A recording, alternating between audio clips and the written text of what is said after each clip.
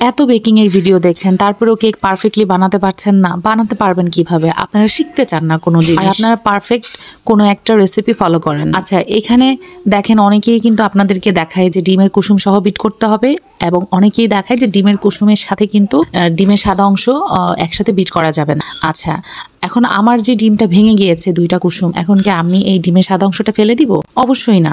আসলে প্রথম কথা আপনাকে শিখতে হবে, আপনাকে জানতে হবে, আপনাকে বুঝতে হবে যে আপনার ডিমের ফোমটা পারফেক্টলি কখন হয়। যেমন আমি অনেকদিন ধরে কাজ করতে করতে কিন্তু আমি বুঝেছি যে আমার কখন ডিমের ফোমটা পারফেক্টলি হয়ে যাবে আর আমাকে বিটারটা অফ করতে হবে। শুধু কি ক্রিম ওভারবিট হয়?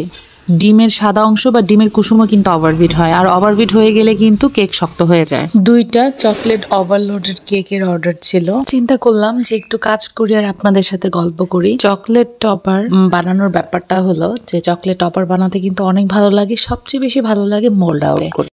আর এইখানে আমি জাস্ট ফুলগুলো দিচ্ছিলাম যে এখানে আমার চকলেটগুলো সেট করতে হবে। আর এখানে আপনাদেরকে একটা টিপস দেই, যেমন আপনারা চকলেট গানাশ দেওয়ার পরে কেকটাকে একটু ফ্রিজে সেট করে নেবেন, তাহলে চকলেটটা সেট হয়ে যাবে। চকলেট সেট হওয়ার আগে যদি আমরা ডিজাইন করি, গানাশের উপর থেকে ফ্লাওয়ারগুলো স্লিপ কেটে কিন্তু নিচে গড়িয়ে যায়। আর এই যে আমি চকলেটগুলো মোল্ড আউট করছি, আমার কাছে না এই বিস্কিটের মতো ডিজাইনটা খুবই বেশি ভালো লাগে। আর এই মোল্ড আউট করতে আসলে অনেক ভালো লাগে, আমার বাচ্চাদের মতো আসলে আমার মোল্ড আউট করতে অনেক বেশি ভালো লাগে। আর চকলেটগুলো দেওয়ার পর অবশ্যই ফ্রিজে সেট করে নেবেন, নাহলে কিন্তু ভেঙে যায়।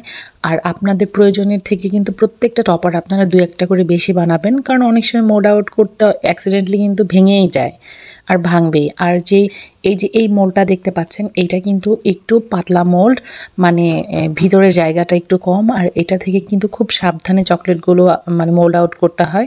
আমার কিন্তু এখানে অলরেডি 2টা ভেঙে গিয়েছিল।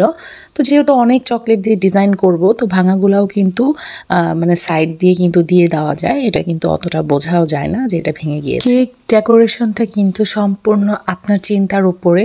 আর আমাকে যদি ক্লায়েন্ট ডিজাইন বলে দেয়, তাহলে আমার জন্য অনেক বেশি ইজি হয়ে যায়, যে আমার কেকটা নিয়ে অনেকটা টেনশন করতে হয় না যে আমি আসলে কি ডিজাইন করব। আর একদিক দিয়ে যদি ডিজাইন ফিক্সড করে না দেয়, একটা ভালো হয় কি যে আপনি আপনার নিজের মতো করে আপনি ডেকোরেশন করতে পারবেন, তখন দেখা যায় যে আপনি নতুন নতুন ডিজাইন কিন্তু অ্যাপ্লাই করতে পারবেন।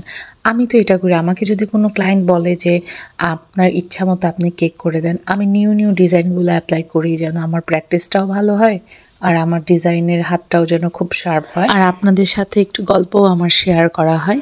গল্প করতে কিন্তু আমার খুব ভালো লাগে, কারণ আমি যখন একটা জায়গায় যাই, অনেকে আমাকে বলে আমি নাকি গল্পের ঝুড়ি নিয়ে বসি। একই ফ্লেভারের যদি আপনার 2টা কেকের অর্ডার থাকে বা তার বেশি থাকে, তাহলে কিন্তু একটু সুবিধা হয়ে যায়। দেখা যায় একই ফ্লেভার, একই ডিজাইন, একই পাইপিং ব্যাগ, একই নোজেল দিয়ে দেখা যায় যে আমাদের ডিজাইনগুলো কিন্তু আমরা কমপ্লিট করতে পারি। কেক বেকিংয়ের চেয়ে কিন্তু কেকের ডিজাইন করার মানে ইন্টারেস্টিংটা আমার বেশি থাকে, যে কোন ডিজাইন করব আর কোন ডিজাইনটা করলে বেশি সুন্দর লাগবে।